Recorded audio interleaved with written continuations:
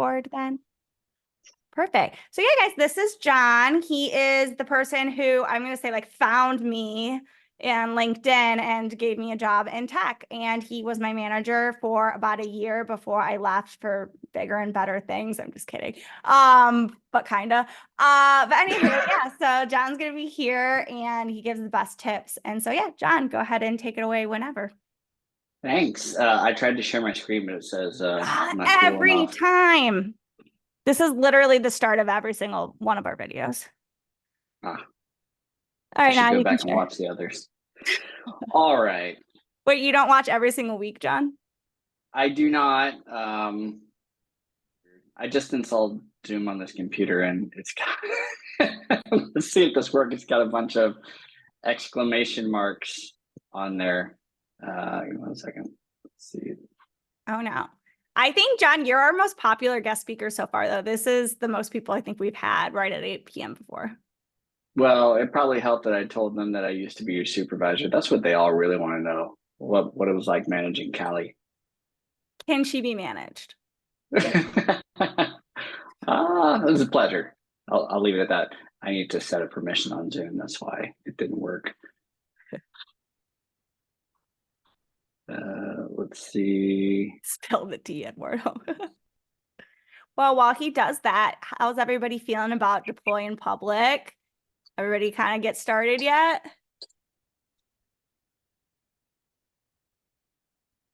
I'm gonna have to quit and rejoin in order to make this work. All right, I'll be right back. See ya. I haven't had the chance to get started, but I'm like really excited. Really excited. So like this came right on time. So I'm like, I'm ready for it. Nice. How are you feeling though? My first issue. What? You ran into your first issue? What is it? Yeah. I'm having trouble SSHing from my Bastion host. I get access denied. Yeah. Deploying is fun. Yeah. I feel like deployment though is like, it's one of those things where like you want to throw your computer against the wall more than full stack development, but then it feels so much better when you like nail it. You know what I mean? Like once you finally SSH into your Bastion host, it's going to feel so good, you know? All right, that looks like that's working now. Perfect. Welcome back, John. Can you guys hear me? Yes. Yeah. All right. Awesome.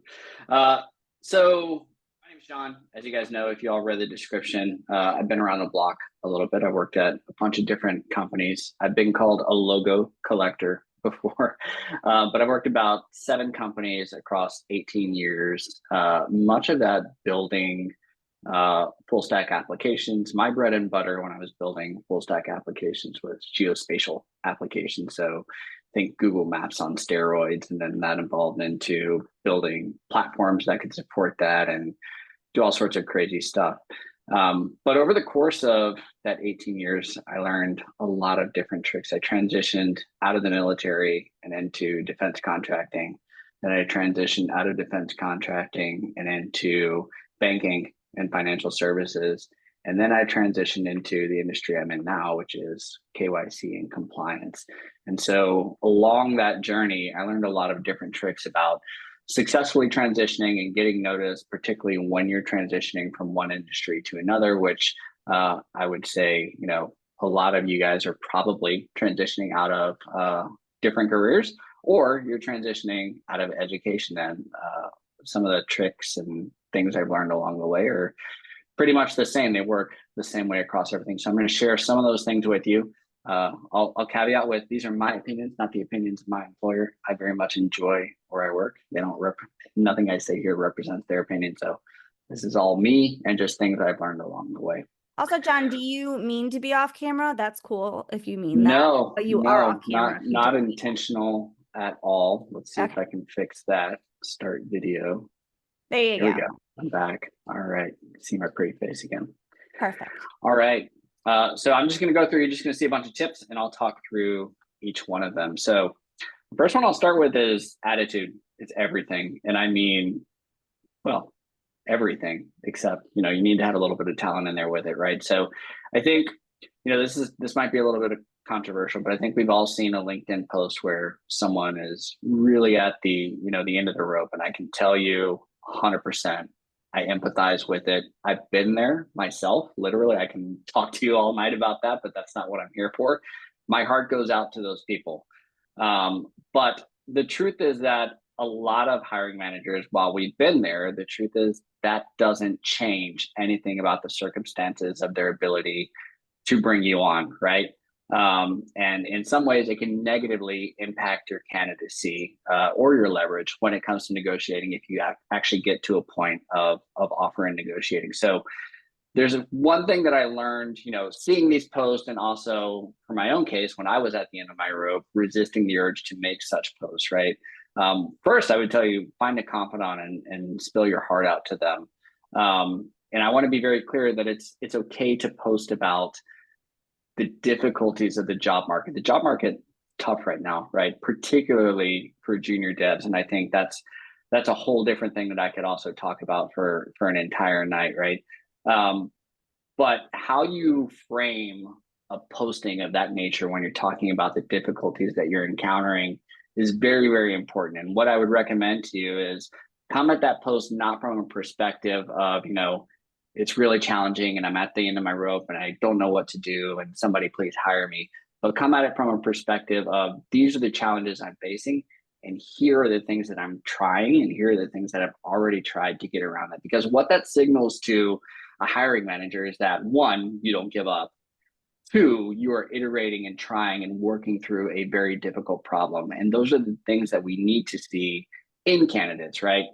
Hiring managers typically want to see somebody that when things get tough, because they will get tough when we hire you, you're going to keep trying and keep iterating and not necessarily, start to break down and require a ton of attention. Not that you don't deserve that attention, but I think you get the gist there. So while I understand the urge to make those posts, right? Trust me, I empathize. I've been there myself. Just to give you an example, I lost a job when my wife was 8 months pregnant with my first child, right? Like that is super, super, super scary. So I've been there 100%. I get it. But those posts don't help you, right? When a recruiter is flipping through candidates on LinkedIn or wherever they're looking, and a hiring manager is looking at candidates, it might not hurt you, but it's not helping you. So the next thing I'll tell you is the Callie mantra. And maybe she picked this up from me because it's something I always champion as well. And that is build in public. And I'll go back to what I mentioned at the beginning. I worked at 7 organizations across 18 years. And when I got out of the military, I managed to land my first job using the spray and pray approach. And if you're not familiar with that approach or what I mean by it, it's basically apply to as many jobs as you can as fast as possible. Just spray and pray, right? That somebody picks you up. It took me about 2 months. I would say probably 1,000 applications. I probably did maybe 100 phone screens and probably somewhere between 25 and 50 interviews to land that first job coming out of the military. It was difficult, but a few days after that, after I accepted that job that I finally landed, I got a call from somebody that I was networking with in the military. He was a defense contractor and I'd worked with him several times while I was in the military, and he wanted to hire me. And for whatever reason, I think out of a sense of loyalty to the company that I just accepted that job with, I declined his job offer. But what that opened up my eyes to was the potential of networking. And I realized we're talking about building public. I'll get to that in a second. But I literally had a job offer land in my lap with zero input. That's the power of networking. I think the trick with building in public is, particularly at junior levels, but I think all engineers have this intimidation about posting their code or posting their solutions or posting their challenges, right? The trick about building in public is it's not about what you're building or how great what you've built is. It's not about that at all. We're not trying to, get you to post your most embarrassing or the best thing that you've ever built at all. Not at all. Don't get me wrong. There's an element of, wanting to see cool things and interesting things and and solid code and somebody that's paying attention to all the aspects of development, but it's absolutely not about that. Building in public is about engagement. It is about garnering an audience and getting people to recognize that you're there. Because I guarantee you, when you post something, you're going to think it's embarrassing, right? Every engineer thinks that their code is embarrassing. We look back at it. It's the code we wrote last week. It's, why did I build it this way, right? Why was I such an idiot just a week ago, right? But I guarantee you, when you post it, there is somebody else that is going to see that, and they're going to think that what you posted is a very interesting, novel, or intriguing approach to a problem that they are working through themselves. They may be more junior than you. They may have 10 years of experience on you. They may think that your approach is stupid, but they're working on the same problem, right? It's about garnering engagement and getting other people to recognize that you are contributing and you are sharing your contributions, right? When you capture somebody's attention, they're going to remember you. Think about Callie here for a second. Every last one of you will never forget Callie, right? You come to these meetings every single week. Callie has garnered your engagement. And for the rest of your career, you're going to remember Callie Stalskup. And if Callie Stalskup ever finds herself in a situation where, you know, she's looking for another place to happen, every last one of you is going to talk about Callie Stalskup, aren't you? That's the harnessing of engagement. It's not about what you built and what you're showcasing and showing that you built the greatest thing since sliced bread. It's about getting people to recognize that you're there, that you have talent, that you can build things, and that you're not perfect, right?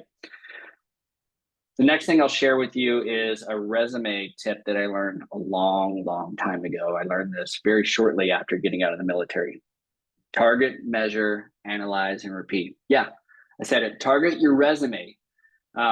So it's not lost to me that a lot of you guys are applying to a lot of jobs every single day. That's okay. There's nothing wrong with that, right? And if you're applying to 1,000 jobs a month or 100 jobs a month, whatever, right? It's impractical to target your resume to every single job that you come across that you're applying to. I get it. That's not what I'm telling you to do. What I'm telling you to do is build targeted resumes. And there's a couple different ways to do that. You don't have to target to every single job that you come across.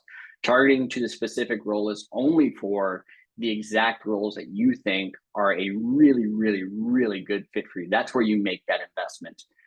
What you do for targeting to other jobs that, you know, maybe you're not as, you know, strongly committed to, or maybe they're a little bit of a looser fit, is you actually make an investment to spend some time targeting resumes to specific job roles. So have a resume for full stack developer, have a resume for backend developer, have a resume for front end developer, have a resume for DevOps developer, whatever it is that you're targeting, right? So target towards roles. Once you've got that set of resumes, target towards industry. Take each one of those, create a new version, full stack developer, fintech, full stack developer, main, full stack developer, edtech, full stack developer, gov. What that gives you at the end is you've got a small library of resumes that are targeted towards specific jobs in specific industries, right? So now you don't necessarily have to worry about every single job. You have to target towards, you know, all the keywords in the resume. By and large, if your resume is targeted towards the right job in the right industry, you probably got half the keywords in there already, right? So all you've got to do is take that resume, drop it in, and, you know, hopefully you're not dealing with WorkWise where you've got to copy everything out and paste it back out, etc. The next thing after you've got that small library of targeted resumes, right, is you need to measure and analyze your performance of your resumes. Not all of your resumes are going to do well. That's okay. Track it, right? Create a little spreadsheet on Google Sheets, right? Create a little dashboard, right? And I would encourage you not to use Tableau. This is an opportunity to show off your skills and maybe post it, right? Which resumes get no response? Which resumes get you a phone screen? Which resumes get you an interview? Continue to revise on underperforming resumes and continue to track. The next thing you do after that is repeat, right? But the important thing to remember when you're doing resume performance is what the purpose of your resume is. The purpose of your resume is not to get you a job. Is that shocking to anybody? I'll say it again. Your resume is not meant to get you a job. Whose job is that? as your job. The purpose of your resume is to get you a phone screen or an interview. Once you get to that point, your resume has done its job. It's performed. It converted what was an application to a phone screen and hopefully an interview. Once you get to that point, your resume has done its job. Anything that falls apart after that point is either you're not a match for the job, or you need to work on your phone screens, or you need to work on your interviews. Don't penalize that resume. That resume is working. So, you apply to a job, you get a phone screen, doesn't work out. That resume did its job. It got somebody's attention and got you a call. So don't penalize the resume for that. Hey, John. Now yes. Oh, can I ask a question? Is that okay? Yeah. Okay. So our last speaker was talking about how on resumes, he recommends kind of like for smaller technical things that you could learn quickly to like add it to your resume if it's on the job description. And then if you get a call back, learn it for the phone screen. What is your thoughts on that? It felt like a controversial point. So I would love a hiring manager's opinion.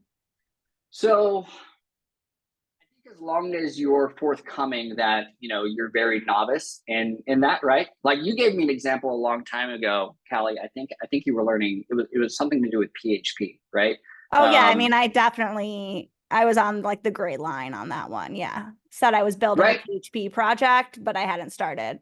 But I did then build a PHP project to show them. So maybe. And what happened? I got an offer. Because I know what happened. You got an offer, right? So I'm down with that. But the question is, were you forthcoming? Or actually, I know you were. You were forthcoming with the fact that, look, I'm working on this. I'm relatively junior, but look, I can show you the drive that I can learn this pretty quickly and build you something that's actually functional and will work, right? So here's the challenge behind that, right? If you overstate your capabilities, we're going to find it out in the technical interview, right? I throw my senior engineers into a technical interview, and depending on the level that we're hiring for, if we're hiring for a staff software engineer, I tell them, go get him, go at him hard, right? And make sure he's a peer, right? I love that. But if I'm hiring for a junior engineer, I tell them, go easy on him, man. This is a junior engineer. They're coming straight out of college or straight out of a boot camp. They don't have, 8 years of experience, right? Like adjust your critique and the level of assessment that you're making, right? It's Python. We want to make sure they can import packages. They can build a function. They can build some classes and stuff like that. They know how all of that works, right?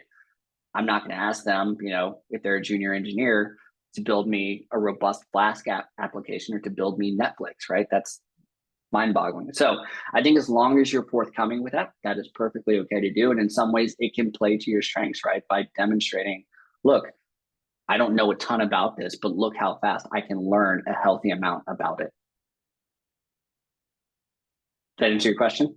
Yes, that's reassuring because it felt like good advice, but then also kind of felt like, ooh, that feels like that could burn somebody too. So I like It totally can. Yeah. It totally can. It's about measuring what you're actually going to share with them and what you're going to hold back. So the last thing I'll leave you with on this particular tip is we've all encountered, I think at some point, the lovely system that is Workday, right? A lot of companies tend to use that for their HR systems, and leaves a lot to be desired in terms of the applicant experience. So here's what you do. You've got this small library, hopefully, of targeted resumes targeted towards a particular role and targeted towards a particular industry. Go into that resume, Control A, select everything, Control C, copy it all, go into Notepad or Text Wrangler, whatever text application you use, Control V, spend a little bit more time doing some basic formatting, and then save that as the plain text version of that resume. Now you have just a straight up plain text version of your resume. You can copy it and paste it into Workday, whether you have to do it section by section, or you have an option to just paste the entire thing in. It makes that process so much easier and makes Workday not so terrible. Although I feel for you if you have to go through that. Workday is not fun. All right. Qualifications, schmalifications. All right. Here's a secret that hiring managers and recruiters probably won't tell you. In most jobs, the qualifications that you read on those resumes are subject to the discretion of the hiring manager. If you read the job description, you can do 65% of that job and you feel confident that you can do it, apply. What's the worst thing that they're going to say? No thanks. What's the best thing that they're going to say? You're hired, right? It's mostly upside, right? Especially if your input was a resume that you had on tap that was targeted to the role and the industry, right? So don't necessarily worry about qualifications. And that's, I include location on that too. You would be surprised how flexible a hiring manager can be on location if you're the right candidate. A lot of us want to work remotely. I get it. My team's entirely distributed. I love working remotely. You'd have to pay me an awful lot of money to get me to come back to an office every single day, right? So for the right candidate, if you do really, really well in an interview, right, they've invested a ton in that process already, right? And getting to the point where they're now negotiating with you. They don't want to start over, right? Is it really that big of a deal to let this person work remotely? I understand from the hiring manager's perspective, right? If we're talking about a junior engineer straight out of college, straight out of boot camp, right? You want them to have that network around them to help build them up and build up their skills. But there are things that you can do to address that, right? Sometimes hiring managers have people that are already remote in the nearby area, right? So, you've got 2 people in Michigan, 2 people in Florida, right? Ask them to meet up, right? And let them expense it. You can have travel days where you have people come in for a week to come into the office, right? And then they go back. So for the right candidate, hiring managers have a lot of discretion on the qualifications that you see in those resumes. If you think you can do most of that job, apply. There's nothing but upside there for you. Obviously there are limitations to that. There's no doctors in the ER that have associate's degrees. But for tech jobs, by and large, is subject to hiring manager discretion. So if you see a job that you are confident that you can do, apply. The next thing I would tell you is take every single interview. Every single interview. John, So are we the same person? I love this. We advice. might be. Give it all the time. We might be. We think alike. I don't know if that's bad or good, but I think it's good.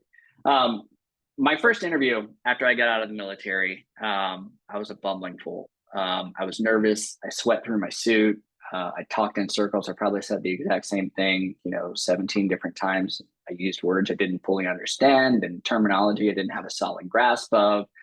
And I was terrible because I didn't have a lot of opportunity to interview before that, right?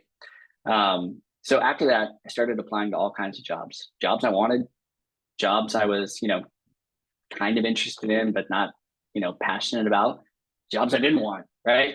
And the reason I did that is to gain interview experience. Over time, I became really, really good at interviewing. And that's not me saying that. I have received that compliment completely unsolicited multiple times after interviews. So like anything else in the world, practice makes perfect, right? I never turn down, even today, I never turn down an opportunity to interview, right? Somebody wants to take the time out of their day to talk to me about a job 9 times out of 10 I didn't even know existed, right? I'm going to go to that interview as long as I can make it work within my commitments and my schedule. I'll go talk to somebody about anything, right? Because what that does, it helps me over time become a much better speaker and be able to tell my story. The more I do it, the more practice I get. I don't care if I'm talking to the manager of a McDonald's or if I'm talking to the CEO of, Bank of America. It doesn't really matter to me, right? I'm learning how to tell my story and I'm iterating on that over and over and over again. So never turn down an interview. If you don't want to take the approach of, applying to jobs that, maybe you're not super interested in, that's fine.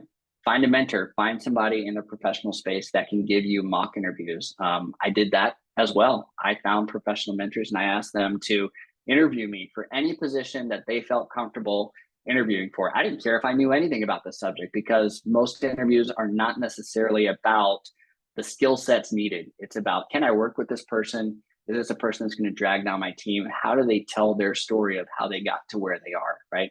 There's a skill set element to that, particularly in technical interviews. But, at Moody's, we do one technical interview, then we do a team panel interview, and then we do a leadership interview. So there's a technical aspect to it that you certainly still have to pass, but a lot of it is just making sure that this is somebody I can and want to work with. All right, next one. Remember your goal. So I keep going back to the military because I learned a lot of lessons transitioning out of the military, but I'll tell you, excuse me, this other one. When I was in the military, I worked at a headquarters unit. I was, for lack of a better term, an intelligence analyst. And what that means from a practical perspective is I was at an office job every day. And, I was doing data engineering and data analysis and preparing briefing materials for senior officers. Briefing in general was an everyday thing. And through the course of that work, we would often interact with defense contractors. So if you're not familiar with that industry, a defense contractor is a civilian that works for a company like Lockheed Martin or Northrop Grumman or some other big company that does a lot of government work, right?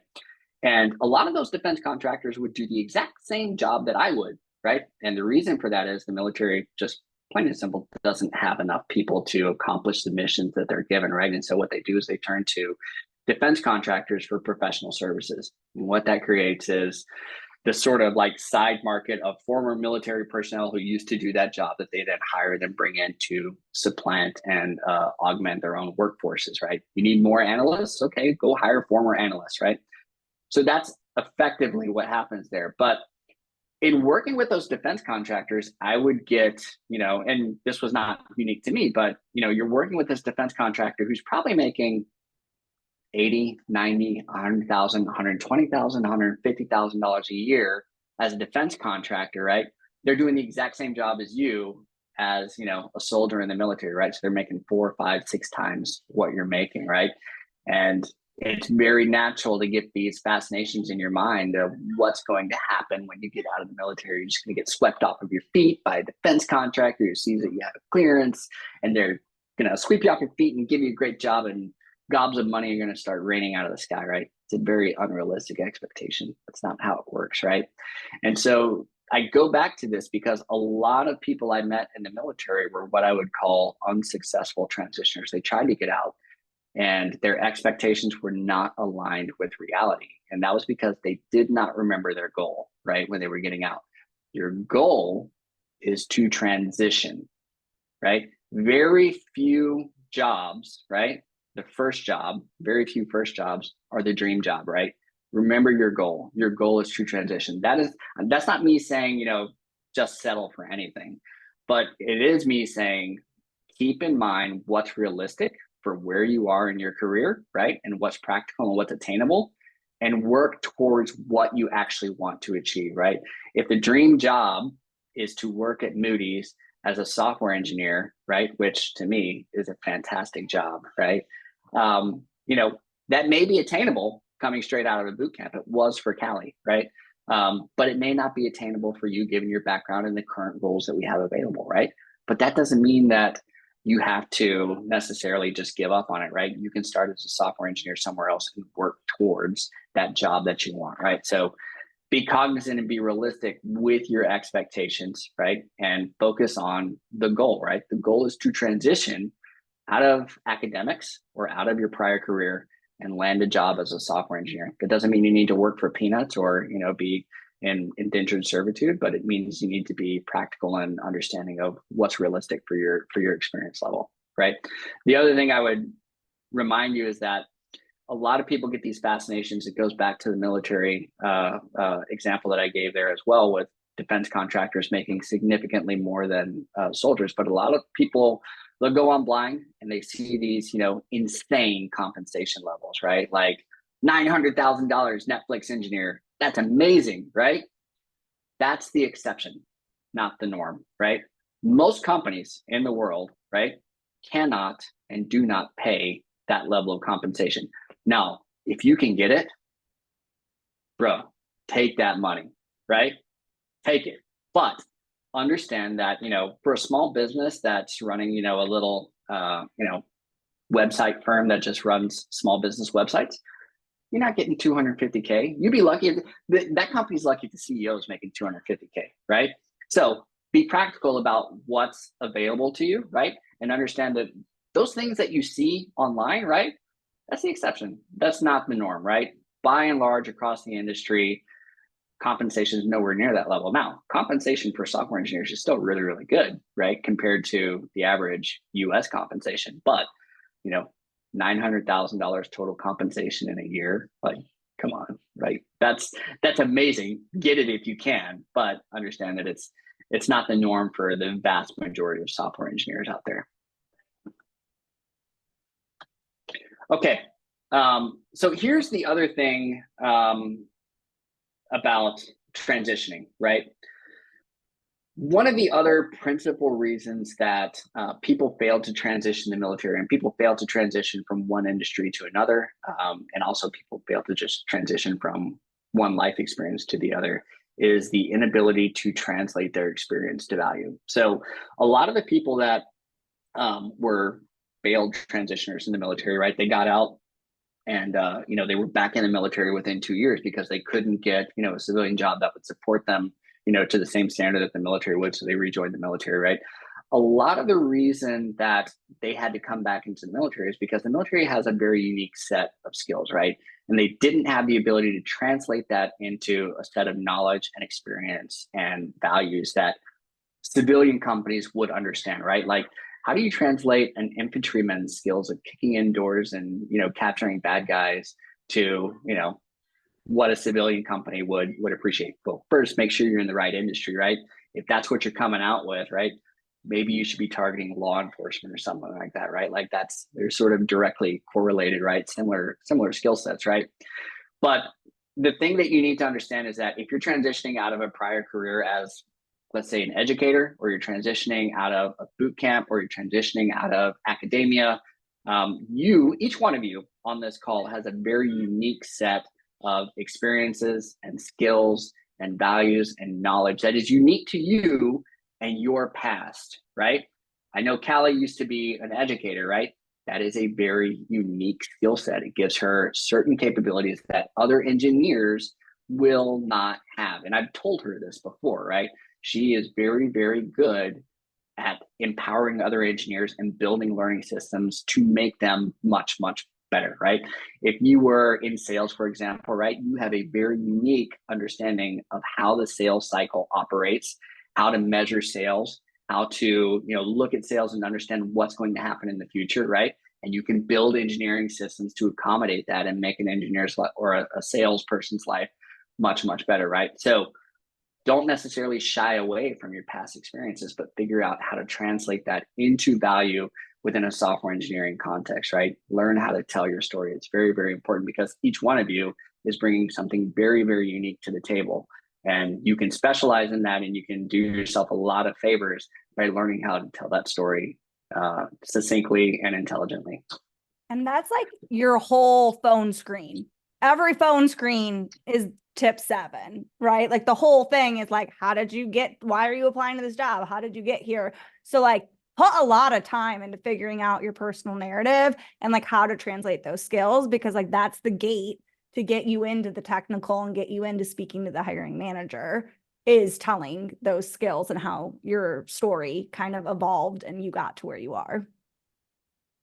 Absolutely. Okay. Volunteer. Who else here volunteers? You volunteer for something, right? Did everybody volunteer for something?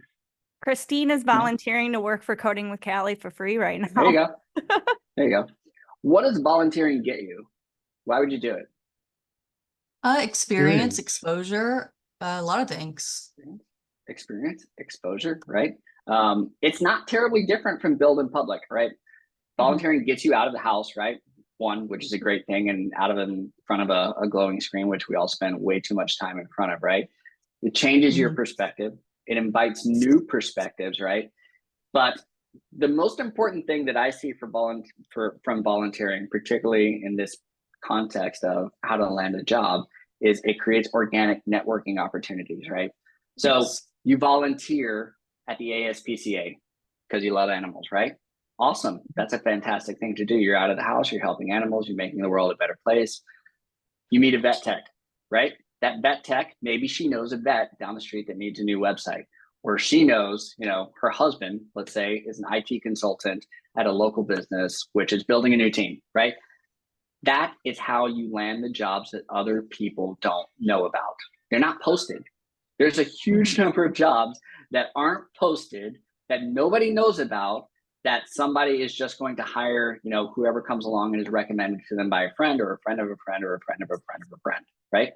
So get out there and network. And you can do that. Volunteering is an excellent way to do that because it gets you involved in the community. You're going to meet a ton of people of all sorts of backgrounds, all sorts of industries, right?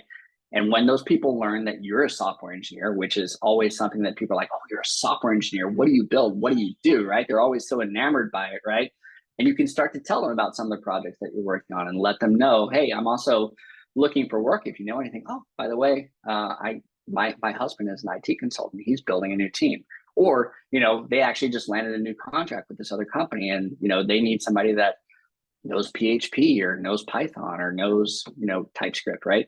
That's how you land the jobs that nobody knows about, right? It's organic networking, right? And it goes back to building public because that's what building public is all about. Not about what you build. It's about networking. Okay, almost done. All right, this is going to be controversial. I know it, right? Now, I personally don't care if you fly the green banner or not, right? But here's my opinion on it, and it's just that, right? I don't fault anybody for flying the banner, right? I think if it helps, that's fantastic. But the truth is, from a hiring manager's perspective, it's irrelevant. It's completely irrelevant, right? So when I have an open role, right? My job, right? And my commitment to my team is to bring them the best possible talent I can bring them, right? Callie, think back to the times that we were hiring, right? Did you care at all if the candidates that I brought you for an interview were open to work or not? No, I didn't check either. You didn't check, right? And the reason for that is what Callie and the other team members would care about, right? Is can this person that we're interviewing help us move the ball forward? I owe it to them as the hiring manager to make sure that I'm bringing them the best possible talent that I can possibly get with the budget we have from the candidates that applied, right? So it may not hurt you to have that green banner flying, right? But it doesn't help. And I'll tell you why it doesn't help, right? There are hiring managers out there that will fault you for it, right? And there are some that will completely just ignore you, right? Like, I don't want a candidate that's flying that banner. Who knows why they were laid off? They're bad apple, they're damaged goods. I'm not saying that's true. I don't believe that. I don't care if you have the banner or not, but there are certainly hiring managers out there that feel that way, and there are recruiters out there that feel that way. The other thing that the green banner the other way that it works against you is there are certainly some out there that will use it to take advantage of you, right?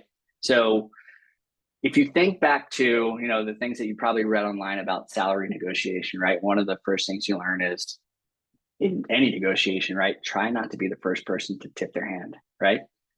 When you put out, right, that you're open to work, right?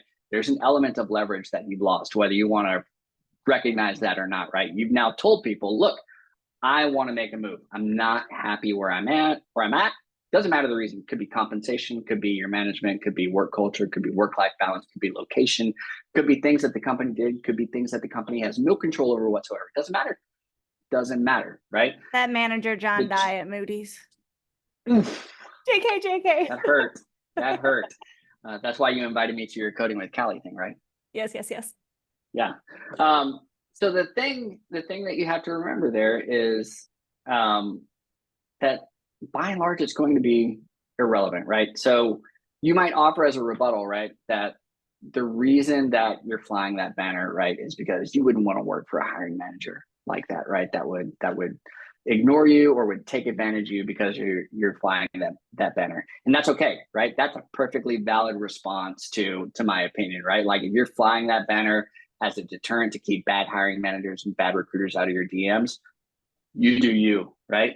But that's a luxury that I think a lot of people don't have, right?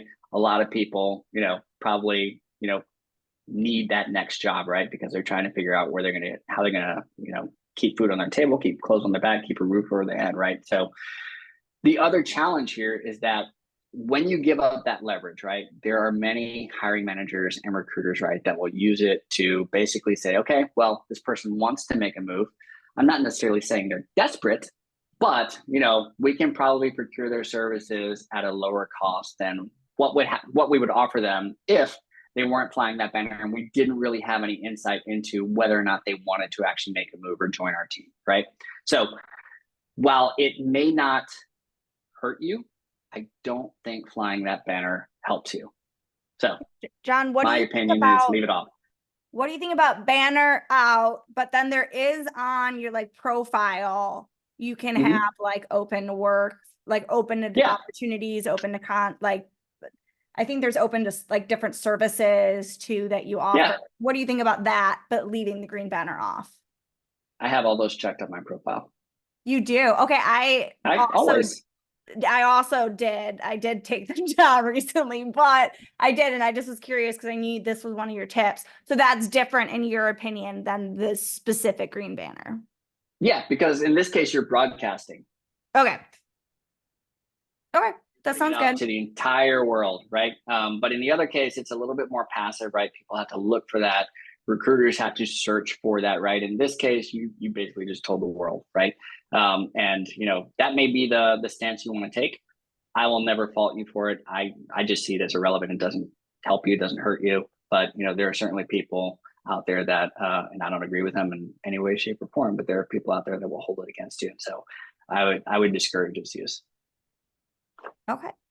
All I right. like it. One more thing. my favorite thing.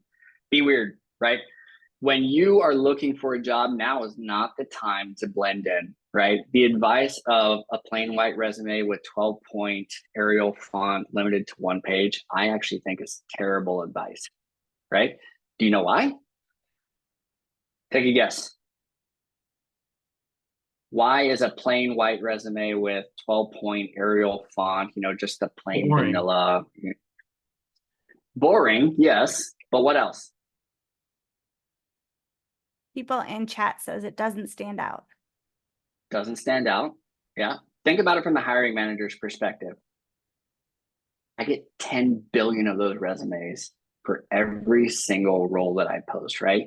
And your job with your resume is to try to get me to catch it, right? If there's a sea of plain white resumes with 12-point Arial font, all limited to 1 or 2 pages, right? You're not going to stand out, right? I'm going to skim your resume for the time that I have. Maybe I've got 30 minutes, right? And so I'm trying to get through resumes. I'm looking for things that pop out. I'm looking for keywords at that point, right? Because they all look the same to me. What's right? the coolest or weirdest resume or that you've seen that what's something that stood out? A lot of color. I like it when Okay. people actually put a little bit of design flourish into their resume. There are some pretty interesting ways to do that. You can get pretty fancy with Microsoft Word. What I actually do, and this is weird, but this is just me, I build my resume in PowerPoint. Oh, okay. And then I then export it to PDF, right? So PowerPoint gives you a lot more control over how things actually appear, right? You can draw anything in PowerPoint. I draw in PowerPoint all the time, right? And it gives you the ability to really liven up your resume, right? Because when I'm flipping through resumes, right, on the HR system, and I'm scrolling through them and looking for keywords and skill sets and stuff like that, right? Nobody prints them anymore, by the way, right? The one that has a lot of color and flourish, it just forces me to do a mental reset. What just happened, right? And so now I've spent at least an extra 5 seconds on that resume, right? Now I'm looking at it, okay, well, this one's pretty interesting. What's going on in this one? Clearly they have at least some design skills, so I know they've got that going for them, right? A front-end developer that can do at least some preliminary design, that helps, right? And that can show through in your resume. Some hiring managers won't see that. I absolutely will. Please don't send me a white resume with 12-point font. What if I'm it's just probably a giant QR code? that would be interesting, but the question is, do I have time That's okay. I was to mostly a joke. put my but camera yeah. up and then go to your special website and all of that stuff? But that would catch my attention. There's But, no I way think you the wouldn't challenge- scan the QR code, right? Like I'd have to know what is this QR code? I would, but the question is, would it even get into my file, right? Yeah. So the trick, the other thing you have to remember is that I don't see every single resume that gets sent. What I see is a subset of those that are recruiting has basically gone through and QC'd and said, yeah, this looks like a candidate that actually applies to your role, because that's their job. That's their principal job, is to source people and then go through and filter out the 10 million resumes that you might get for one job, right? The other thing that I would tell you, right, is through networking, right? You can come through the back door and the side door, right? By being a little bit weird, right? By having a colorful resume, right? By having flourishes on your resume, by reaching out to hiring managers on LinkedIn, right? You can grab their attention and say, hey, I applied to this role, right? Now, I'm going to tell you the exact same thing I have to tell everybody, which is go through the front door. I can't even consider you until you've actually applied just like everybody else. But now I know you're in the system, right? And if you were an interesting candidate, right, that caught my attention, I'm going to go look for you, right? I can get around all of the filters that HR has in place, right? I can see the entire stack if I want to, but I usually don't have time to, right? So if I know that you're in there and you caught my interest, I can go find you, right? Okay. So understand that as well, right? If you can approach the hiring manager in a tactful way and show them something and catch their interest, that's worth doing, because the hiring manager can go find you if they know that you're in the system and that you applied. Whether the recruiter wants to send them to you or not, we can still go find you. Okay, very cool. All right, so was it 10 tips? No. No, okay. I've got one more. Bonus tips. All right. Tips. Always negotiate. Any hiring manager that faults you for negotiating is a bad hiring manager. You don't want to work for them, right? I have never, ever, ever, ever faulted anybody for negotiating. In fact, it's a plus if you negotiate. And the reason for that is there will be a day, if I hire you, where I will need you to negotiate on my behalf, right? Whether that's with a stakeholder or whether it's with a vendor, right? I want to see you negotiate and not just roll over and take whatever I offer you, right? That's a good point. Always negotiate. There is almost always more money on the table as well, right? Most companies do not make their best offer first. Sometimes they do, right? If they really, really want you and you're right at the tippy top of their range, they might make their best offer first. But if they do and you negotiate and there's just no more for them to give, right? They're not going to fault you for it, right? Why would they do that? That's idiocy. They might actually offer you something else, like maybe we can't give you more money, maybe we can give you more vacation days, maybe we can give you a little bit more stock, whatever it is. Don't chat GPT your resume. You'd be surprised how many of these things I've seen. If you've ever interacted with chat GPT, you know it has a very specific way of writing. Don't do it.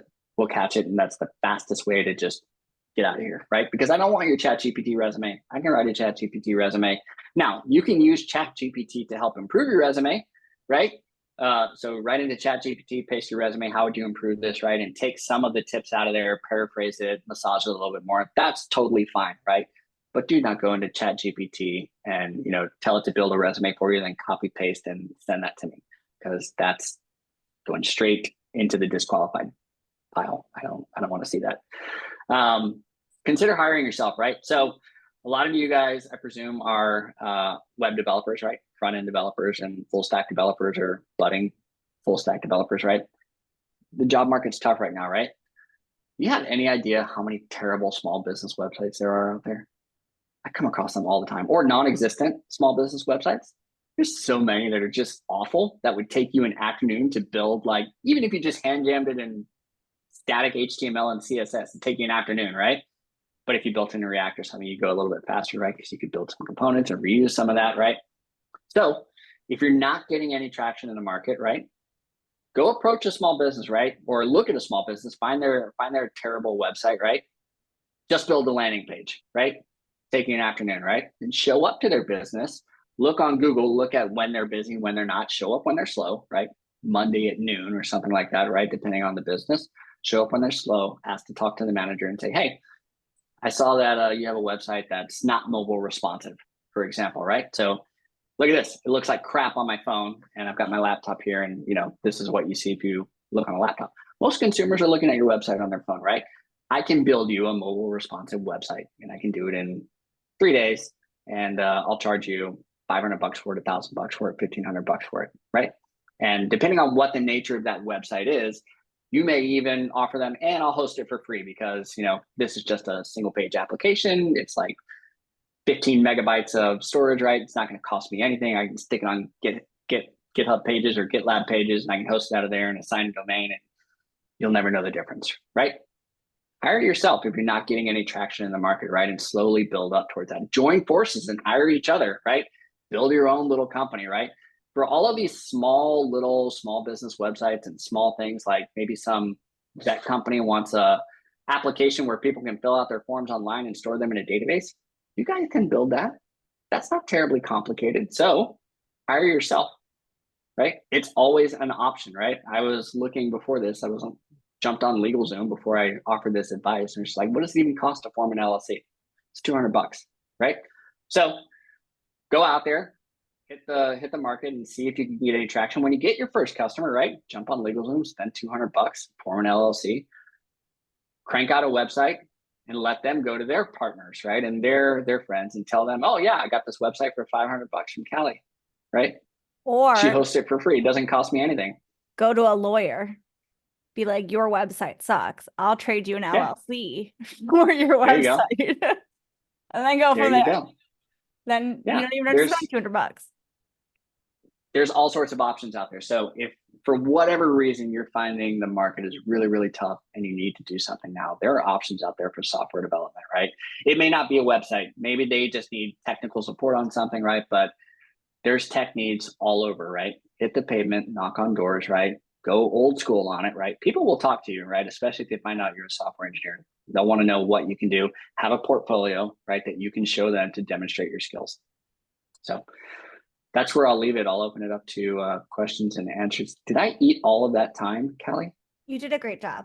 I interrupted you a lot with questions, which is pretty like stereotypical for me in these things. But anywho, anybody have any questions for John? This is your moment. He might hire you. I'm just kidding. He probably won't. No, that's not true. I'm trying to get roles coming in the next couple of months. So he might hire you. This is your interview. Go. I have a question. Yeah. What are your thoughts on cover letters? I don't read them. Okay. Yeah. So here's the thing, right? Like different managers are different. They have different perspectives on them, right?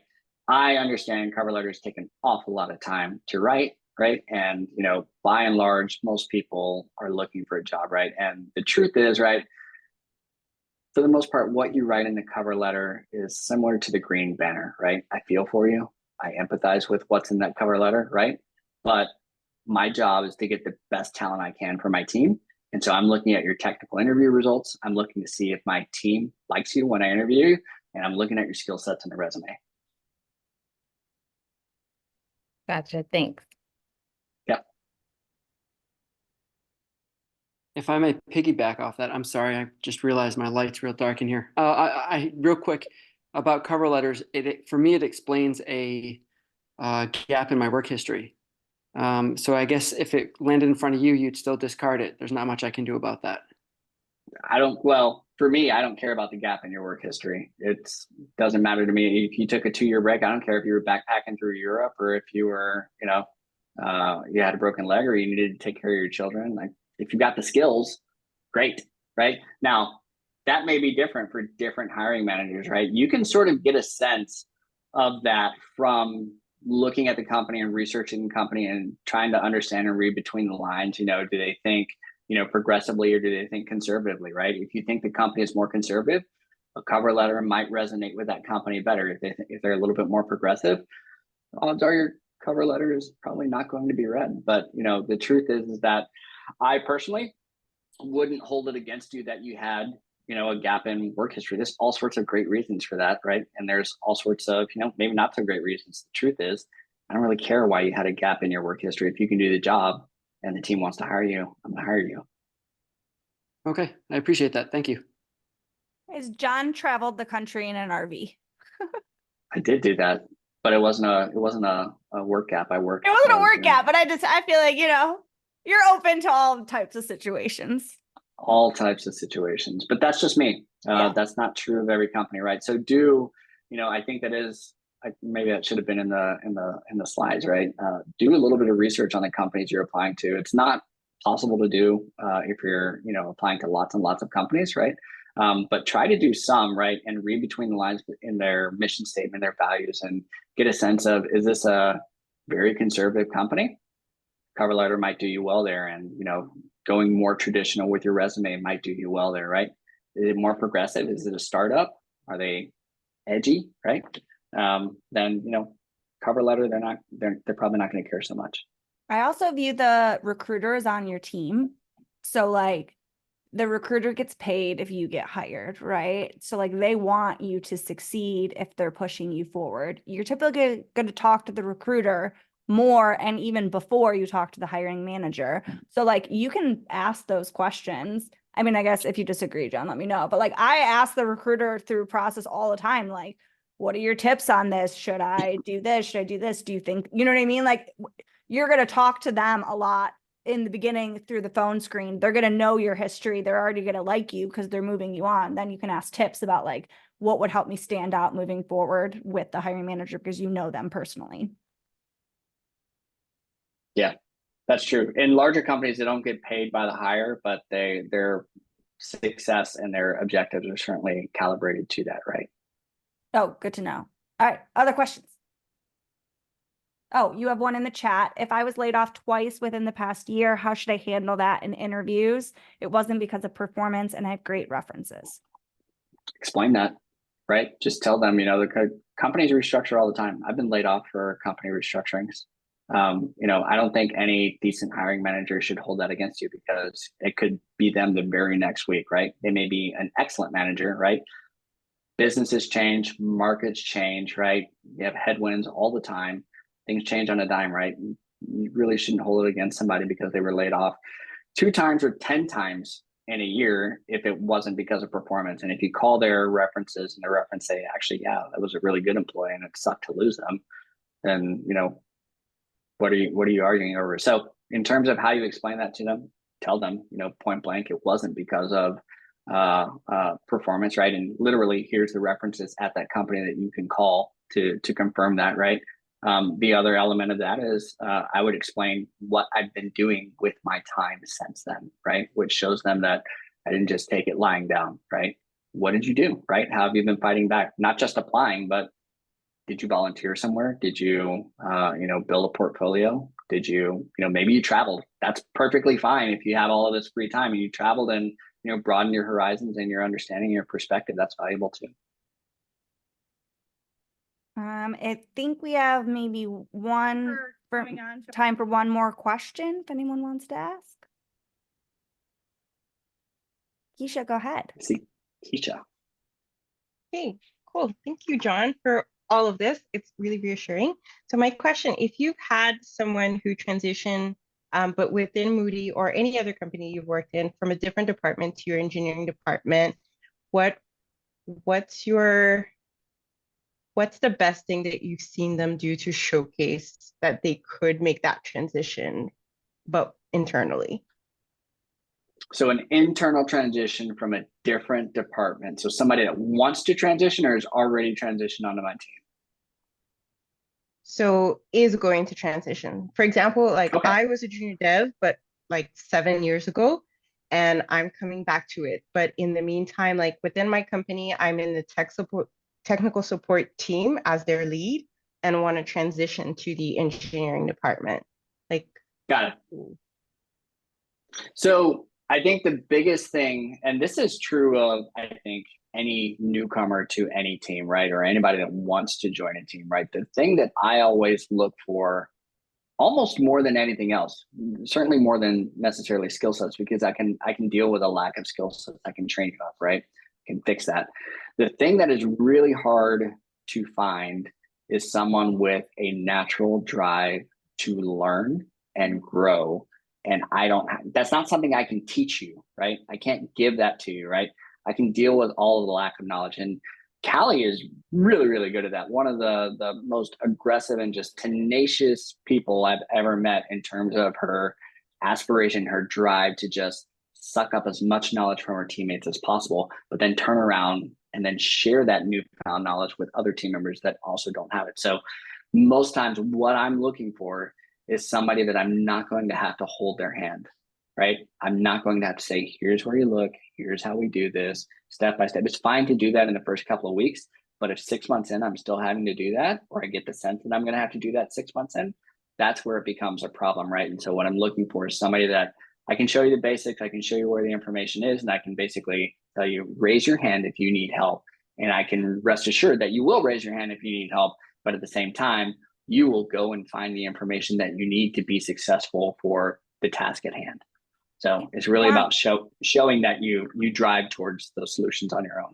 What's We're that? going over, but I really want to know what the red flags for that would be during like the interview process, or like what would be green flags to somebody who fits like the likes learning, good at being resourceful. Yeah. I can go over, by the way, you know, if other people okay, don't I have time, can too. that's So okay. I just didn't I want to have be time. rude. No. I mean, I talked for an hour, so.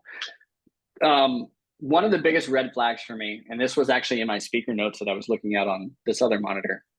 The biggest red flag for me in an interview is you would be astonished how many candidates do not have good questions towards the end of an interview. Many of them don't have any questions at all.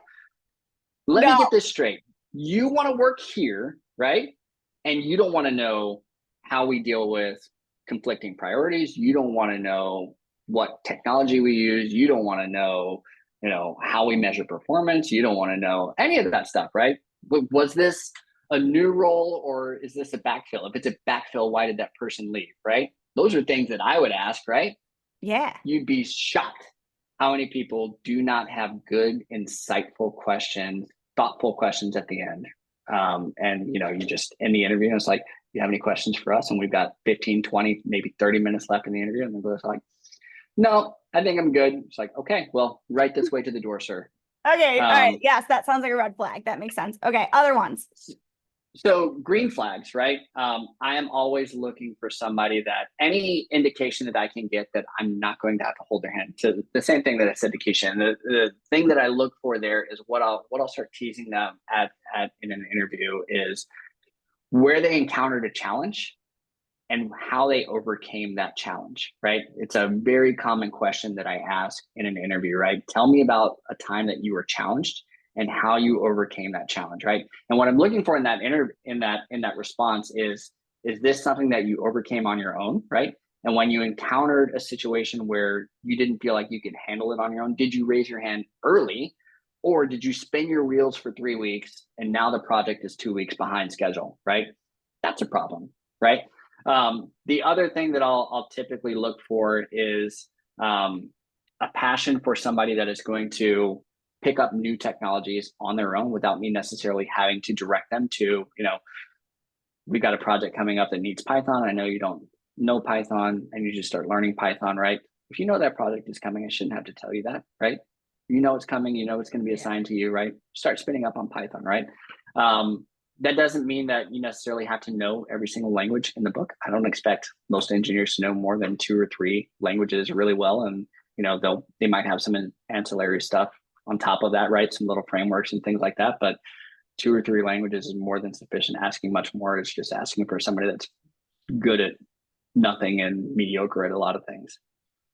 Okay. Fair. When you said, I want one more clarification. When you said like that they can figure it out, I don't want people to leave thinking that like they shouldn't ask questions. No. Thing. So like, what does it look like if a junior dev doesn't know what to do? What would be the impressive way to watch them like figure it out? Like, what does that question make sense? Yeah. Okay. Yeah, it does. So the first thing I want to see them do is interact with their teammates, right? So I do check in with the teammates of my developers and say, how's this person doing? How's that person doing in addition to their lead engineer? The next thing I'll want to see them do is do some pair programming and some interactions with their lead engineer, right? And try to actually solve these problems at the lowest level, right? And if they're not getting any of the support that they need or the answers at those levels, right? That's okay, right? That's not necessarily a problem. The question is, how quickly did they figure that out? And how quickly are they flagging that to their manager saying, I need help with this thing, right? I need to learn Python. I don't know Python. Nobody on my team knows Python, so nobody can help me with it, right? Did you wait 2 weeks to tell me this, right? Although, in fairness, I, as your manager, should have known that, right? Or, are we 3 weeks behind schedule now, right? Because I was focused on other things, right? Because if I'd known, I would have solved the problem. I would have said, okay, take 2 weeks off. Here's a Python course. Go learn it. Spin up as much as you can, right? And I'm also going to we're going to find somebody that knows Python and we'll have them mentor you through it, right? So it's really a matter of if you're a junior engineer and you find yourself in a situation where you don't feel like you can cope, right? The question that I'm going to ask as a manager is, how quickly did you raise your hand and make us aware of this problem? Because as a manager, I'm not going to go looking for problems that don't exist. I've got enough problems to deal with, right? I'm counting on you to tell me when there is a problem so that I know it's a problem that needs to be addressed. Okay, perfect. Thank you. Yeah, I wanted to make sure that was clarified. All right. So does anybody have any other questions, since John already said he can go over? If now's your time to squeeze one more out of him, otherwise we'll wrap things up. Oh. I have a question. Go for it, Yeah. Christine.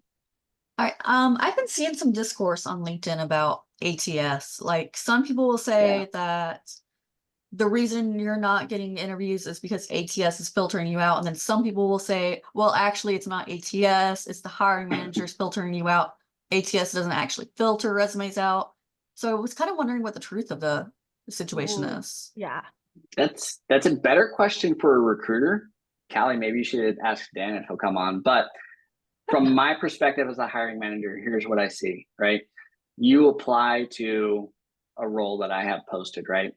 I don't necessarily know that you've applied unless you tell me, right? What happens from there is it does go into an applicant tracking system. Some applicant tracking systems do filter out using keywords. Other companies have that turned off and they don't do that, and they rely on the recruiters to do that. In our case, our recruiters filter out applicants that are not suited to the role based off of the guidance that they received from the hiring manager. And then they send on a subset of that group of resumes to the hiring manager. The hiring manager then reviews those resumes, right? And says, I want to move forward with this one. This one, I don't think they're a good enough match for me to even present to the team, right? So the hiring manager filters further, right? And ideally you end up with maybe 4 or 5 resumes that you then share with the team. And then the team basically says, we want to interview this person. We don't want to interview that person based off of their feedback, right? That's how it works at Moody's. But it could work different at different companies because ATS systems, applicant tracking systems, they can do keyword filtering, right? But you really don't know if they're doing that. There's no like surface tip for you to identify that that's happening behind the scenes. So it can go either way, really. Okay, and then we'll actually make this the last one, but Keisha asked in the chat, how do you feel when candidates ask to meet some of the folks on your team? Love it. Love it. In our hiring process, you will 100% meet folks on our team. That's part of the requirement. So we do a tech interview, right? So it's typically a whiteboard interview, and then we'll do a team panel interview. That team panel is comprised of the people you will be working with every single day on your team, right? And the purpose of that is to make sure that you're comfortable with them, right? And they're comfortable with you. We have had instances of people who did excellent in the technical interview, but then they get into the team interview and they're just talking over all of the females. Not cool, man. That person did not get hired for obvious reasons, right? But that's the purpose of that, right? Is to make sure that everybody is comfortable with who we're bringing on board. You can be a savant, but if my team doesn't want to hire you, I'm not hiring you, because it's going to destroy my team, right? It's going to lower the morale. It's going to lower their output. I don't care who you can be. Grace Hopper. If my team doesn't like you, you're not getting in. All right. Well, John, thank you so much for coming. I feel like this was kind of a hit, so we might have to have you on I hope again. so. But yeah, thanks for coming. Can people reach out to you on LinkedIn? Is that cool? Totes, fine. Yeah. All right, cool. Link. Well, right. his LinkedIn is on like the Coding with Callie LinkedIn and the Coding with Callie website at this point. And also today is the first day of the Deploy in Public Challenge. So if you haven't signed up yet, go ahead and sign up because it's going to be a good time. We're to start terraforming next week, so you don't want to miss out on that. And then also John apparently is going to be hiring in a few months, so you're going to need to know Terraform.